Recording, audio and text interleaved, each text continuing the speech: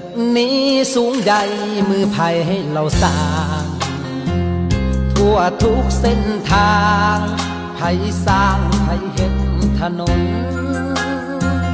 นั่งนอนสบาย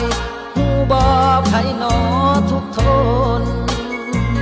กรำแดดกรำฝน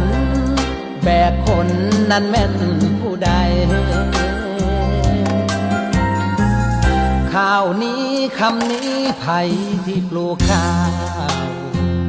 หูบางหรือเปล่าว่าข้าวนั้นมา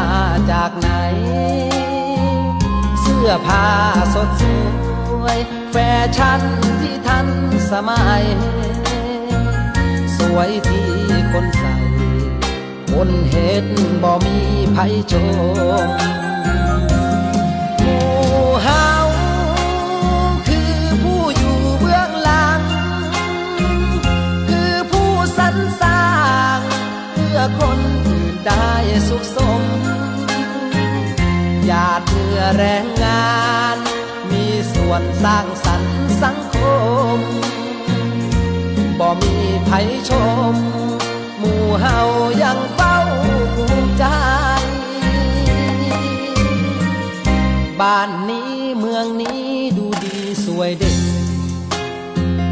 ไผบางสิเห็นสิหูความจริงบ้างไหมผู้กวาดถนน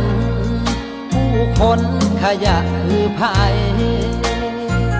ทุ่มเทกายใจมอบความสุขให้มวลชน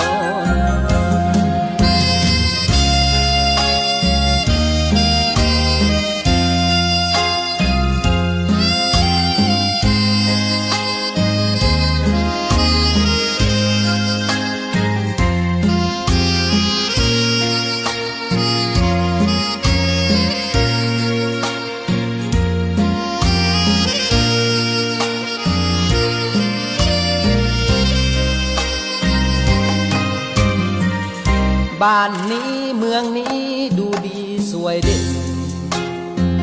ไผให้บางสิเห็นสิหูความจริงบ้างไหมผู้กวาดถนน